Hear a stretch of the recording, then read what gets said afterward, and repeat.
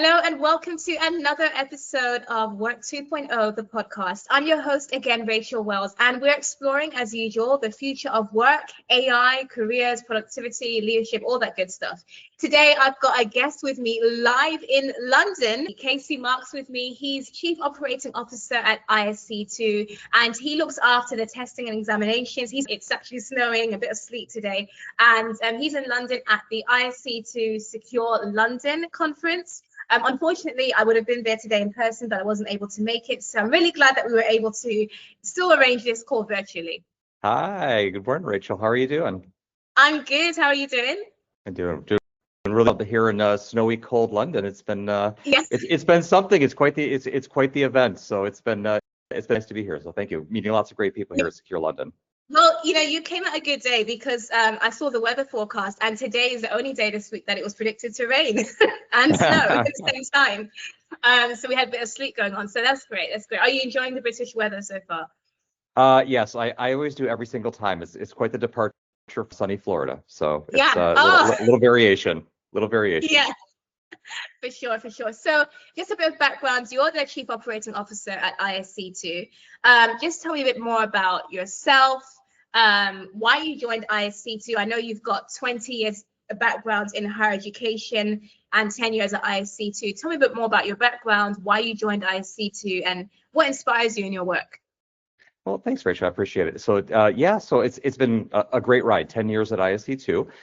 By educational back, I'm a psychometrician, so a standardized testing professional. I am not a subject matter expert, nor am I a cybersecurity expert. I have to always give the forewarning up front, but I'm an association professional who is here to advance the interests of our members, right? So I've been doing this, getting on close to 30 years at this point in time, but I've worked in a number of disparate fields, nursing, language testing, all types of certification bodies, in terms of just the belief in the mission of high stakes assessment.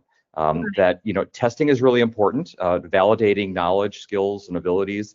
It happens in all walks of life for many different reasons, and there's an art and science to it, and not everyone understands it. From a basic survey to a classroom assessment to an assessment to be able to get a job or a license. And so it's really important, and I'm very passionate about that. And I've been doing it now at ISC2 for 10 years, and we're very proud of the programs that we create for our members and future members. And so it's an awful lot of fun, and it's completely obscure in terms of being a psychometrician. It's always great party talk when people ask what you do for a living. Yes. I know, because it's not a very popular job title. No, it's not at all. I'm sure you get a lot of pauses and blank stares, like, okay, what's that? Exactly. That's exactly what happens all the time. But that's a nice entry to be able to speak about it and talk about why it's important. And say, remember that test you took? Yeah, yes. Yeah. Or the test you failed? Yeah. Yeah. Oh no, we don't talk like that. No, we don't talk about that. But I will say, in all cases, it's better to make the test than take the test. Right. Of course. Yeah. Definitely, I agree. And obviously, like when I think of ISC2, so I heard about the certification before I heard about the body behind it. CISSP, like one of the most popular ones. When I started my business as a resume writer and career coach, a lot of my clients would come to me saying they wanted me to include that on their resume. I'm like, at the beginning, I was like, what's that? I have no clue. But over the years, I've realized what it is. I've worked with a lot of clients, even tech leaders who have that certification. And I've realized just how important it is when it comes to it being your passport into higher paying, higher level roles. And I've written a lot, obviously, on Forbes about your certifications as well. Yeah. So I thought, let's meet the man behind this. So I'm really glad to have you on this. So, when it comes to, obviously, your background is more to do with the evaluation, the testing, that side of things. Obviously, right now, we're in the middle of a huge skills pivot, as you already know, with AI and a lot of demand for cloud skills, cybersecurity skills, AI skills, a lot of tech readiness as we progress into 2026 and the workforce evolves. What do you see from your perspective as the next generation of talent, and specifically within cybersecurity and AI? And what are you guys doing at ISC2 to kind of meet the rising demand? Well, a number of different things. And I think the best way to start to talk about it is perhaps to kind of remind everyone who's not as familiar. And as you've indicated, ISC2 is an organization that's been around for more than 35 years. It's the world's oldest and largest association dedicated to cybersecurity professionals to be able to demonstrate what they do and how they do it. We are hyper focused on the profession, right? And so yes, we are proud to claim over 265,000. That number is growing on a daily basis globally in terms of people who've decided to become a member in our organization. And becoming a member means passing one of our examinations and becoming certified in cybersecurity in any one of our 9 certifications. So everything that we do is based on the experiences of our members. So this is not an ivory tower. It's not someone sitting back and deciding what should the industry be doing. It's a reflection of what's actually happening on the ground and in the workplace all over the world. And we survey our members, obviously, as every organization does in terms of getting a pulse, but we work with them. We create products based on their experiences and what their demands are in terms of being in the workplace. As you stated, those certifications, why do they exist? They exist primarily to demonstrate those, to be able to show someone that from a third-party perspective, they have the knowledge, skills, and abilities to do these jobs and to be successful. So it's all about getting a job, keeping a job, and hopefully making more money along the way. And so we talk to cybersecurity hiring managers in multiple disciplines across multiple verticals. And while the technical skills that we're known for in terms of assessing and those professional cybersecurity skills, non-technical skills are as important as they've ever been. And so it's a little ironic in the high velocity of what's happening from a technology standpoint today in terms of implementation. We're seeing that good old-fashioned problem solving, teamwork, communication, the ability to be collaborative. It isn't just one person in a basement wearing a hoodie. That's the last line of defense. I know there's a certain aura, right? But it's more than that, right? Teams. It takes teams. It's complex. I mean, we know the threats. They're multifaceted. They're when they come at you from all directions and in a genuinely global environment, it's tough.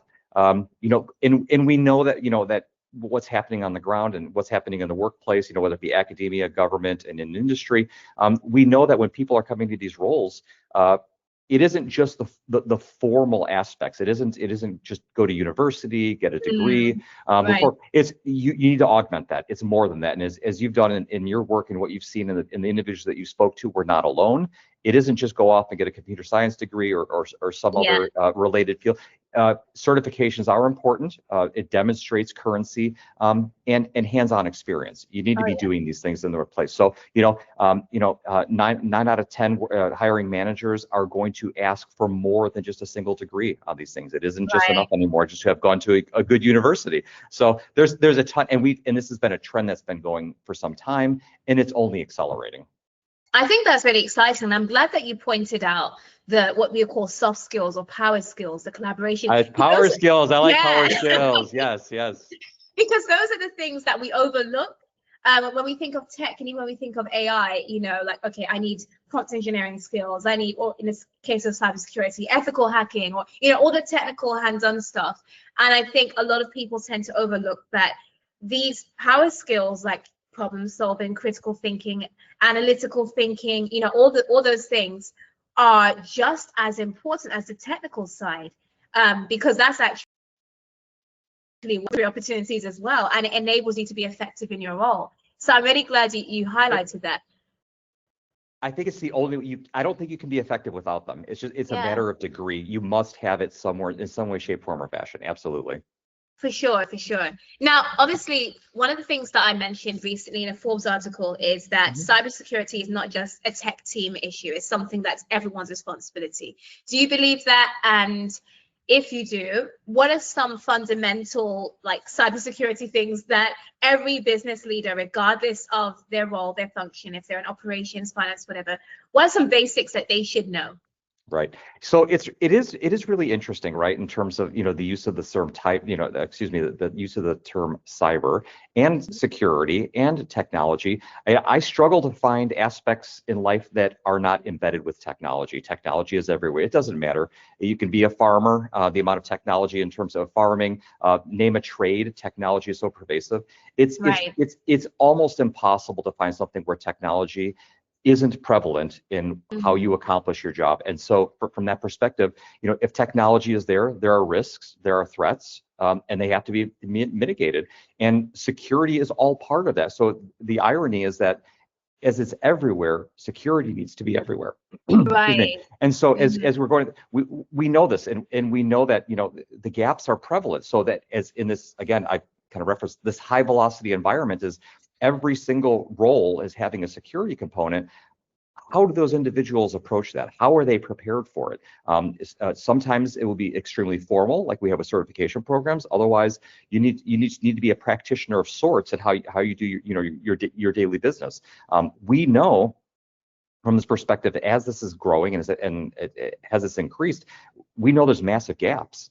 We know that from our practitioners, the best of the best, and they're very honest in their assessment of their capabilities. They recognize that they have skills. 90% of our respondents, when we do through our workforce studies, they find that they have a skill gap that they need remediation, and that's why something Right. like certifications and certificates and continuing education are so critical. It Mhm. isn't one and done. You have to stay on top of it. Emerging technologies, which I know we'll talk about, are just flooding the marketplace, and if you're not on top of them, they'll be on top of you. Right, of course. So when it comes to operations leaders, for example, are you saying like every operations leader needs, for example, CISSP, or would it be, is there another certification that you offer for people who are just like outside of tech but still need to be aware? So the irony is someone is here, promoting the organization and our reason for being. Certification is incredibly important. We have bespoke certifications on a number of different areas. If cloud implementations are really, the primary focus, we have something called the CCSP. CISSP, as you've mentioned, is the pinnacle. It's a generalist certification. CSSLP for builders, right? Secure by design principles, things like Right. this. So we have a number of things, and including an entry-level certifications, which is maybe more appropriate for a broader based, that for someone that still wants to demonstrate skill. It's the CC, the Certified Cybersecurity. It's the entry level, no work experience required certification, but it's an accredited certification that to demonstrate in the workplace and to an employer your sincerity and you obtain knowledge with regard to cyber. That being said, it doesn't have to be a cert, right? I mean, this is going to Right. sound ironic coming from the cert guy, but no, continuing education, awareness, these types of things take multiple paths. It doesn't always have to be a certificate or a certification, Mhm. but they do have their place. And so, yes, we do have a number of certifications. We have 9 certifications in total. They all have a role because, as we talked about at least once already, cybersecurity is multifaceted. It isn't one thing, it's many things, and it's quickly becoming all things. Yes, you're right. You're absolutely right. So in that case, how would you say, like, what are your some recommendations or suggestions for how everyday professionals could demonstrate real world, like hands-on readiness to employers in fast-moving fields like cybersecurity, like cloud, like AI governance? I think that's a really interesting question, because I think depending on what area you're coming from and how you're coming to cyber, there's certainly a number of different issues coming out of the health professions. There's obviously it's a massive edifice of continuing education, law, banking, finance, have you. For us, being on the cyber side of it, we're trying to reach out to those individuals and say, yes, you have your domain specific knowledge here, but also understand the implications from a cyber side of things. We have certificates that are cloud based. We have entry level certificates and certifications in different areas. Of course, things like cloud implementations and those basic and fundamentals before getting to a certified uh, situation is critically important. And of course, maybe you come at it from a perspective, governance, risk, and compliance. We certainly have certifications that bridge that gap from those types of into the cyber profession. I think one thing then, and it surprisingly has taken this long for us to talk about, is really getting into the whole impact of AI And I think that we also, like many people, are trying to get ahead of that implementation that's happening at increasingly rapid time. But we have opportunities for individuals to become to get certified and, or excuse me, to have certificates that reflect specialized knowledge in AI, and it rolls into all of our certification space. That's good. I've actually got this book on my shelf, which someone gifted to me, and I'm not sure if you've read it.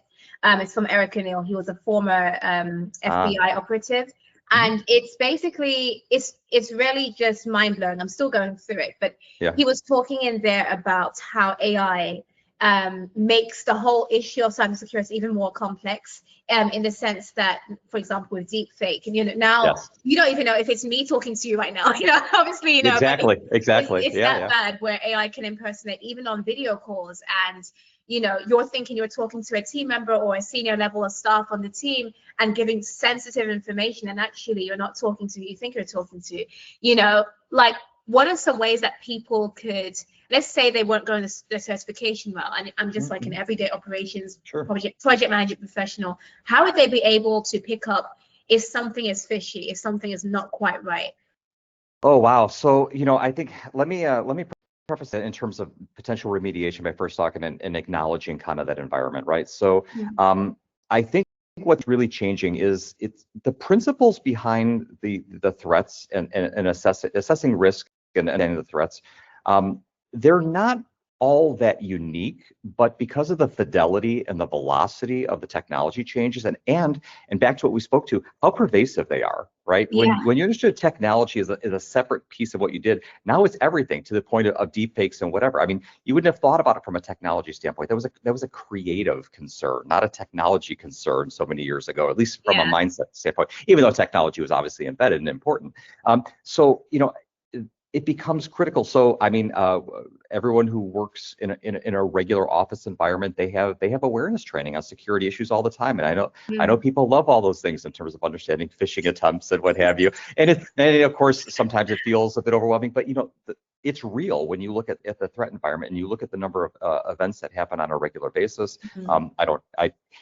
Being here in London, taken back to recent issues that I won't name names, but of course there's certainly popular and public issues with regard to data breaches that have caused a tremendous amount of havoc and discomfort for individuals in many different ways, whether it be getting your favorite salad or trying to buy a car.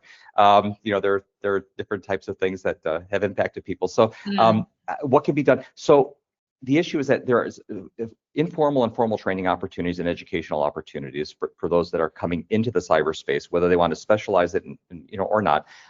But it's pervasive. It's all the time. It's not all that different. Security and the concerns about security will be the exact same onboarding activities that individuals would see when they start a new position, and what tools do they use on their desktop on a daily basis. They're communication tools, whether Slack or name your favorite email protocol or collaborative platform. Security is going to be part of that to understand, because there will be threats in every one of those environments. So it would do us well to really pay attention to our onboarding training instead of skipping. Or just going through it just to pass. As your favorite HR professional will tell you all the time, of course, because we tell you these things for a reason. But security, it is one of those things that I would say that the evolution in terms of how that's being met in the marketplace is, I think, heretofore, historically, perhaps, security, it was an afterthought. You thought about security as remediating a risk. Something happened, and then what you do to make sure that it doesn't happen again. I think, given the creativity and the pervasiveness of the threats, it's understanding that. And I'll go back to a phrase. Secure by design is not just a software development concept, formally speaking. It's understanding security from the outset and in the intent and purpose of what you're doing from a business standpoint. When you go into it and you're assessing risk, how are you going to create an environment that is as secure as it needs to be, given the nature of what you're doing and resources available? I mean, you'd love to be able to say, as secure as possible, but we all know that leads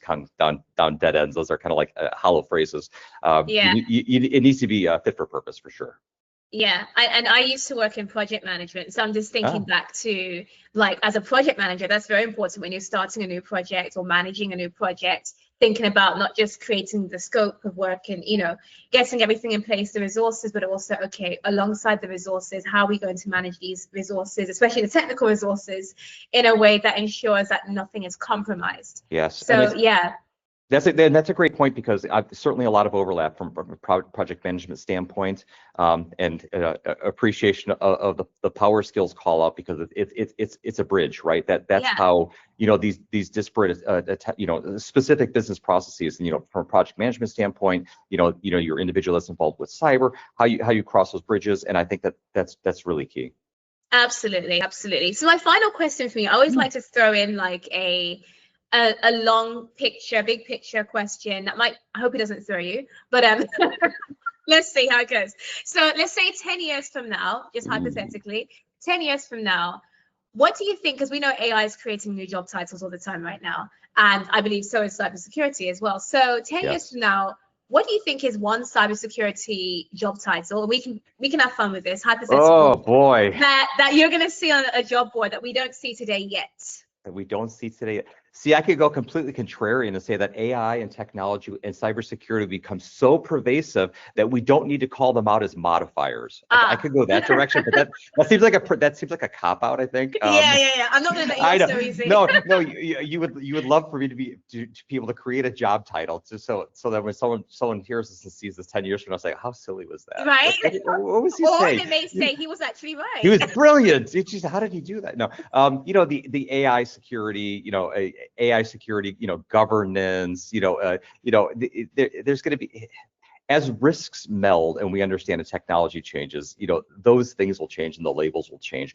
I do wonder, I literally wonder, you know, how valuable will a term like cyber be in the future, right? If everything in technology is as pervasive as it is now, and it is only continuing, and we're seeing this with AI, and, you know, the convergence of technology, and, you know, in the physical place and the digital space, I wonder about that. You know, I mean, I could play it safe. You know, AI governance, AI security. You know, come on. You know, I could, but you know, I really have to bet. I mean, I have to be somewhat contrarian to say that I wonder how valuable some of the modifiers will be. You know, the basic tenets will continue to be really, really critically important moving forward, I think. Okay. I think I'll let you off just now. Left me off the hook. Well, it was such an amazing time. This interview is brought to a close now, but thank you for taking time out of the conference today to meet with me to discuss these really, really great conversation. I enjoyed it. I hope you did as well. I know our listeners would have as well. We have listeners from all over the world, the US, the UK as well. Some of the Caribbean, different parts of the world who are listening in. So thank you for your time. And for those of you who are a bit worried, concerned about the future of work and AI, and even your finances, your salary, how that's going to be impacted, you don't need to stay worried, because Work 2.0, the podcast, is here to support you and to remind you of just keeping a pulse on what's happening in the world today. You can feel free to check out our recent episodes. And if you enjoyed today's episode, feel free to leave a comment, share it with your coworkers, follow this show on Apple, Spotify, or wherever you're watching, and click like to it. And I will see you in next Monday's episode of Work 2.0, the podcast.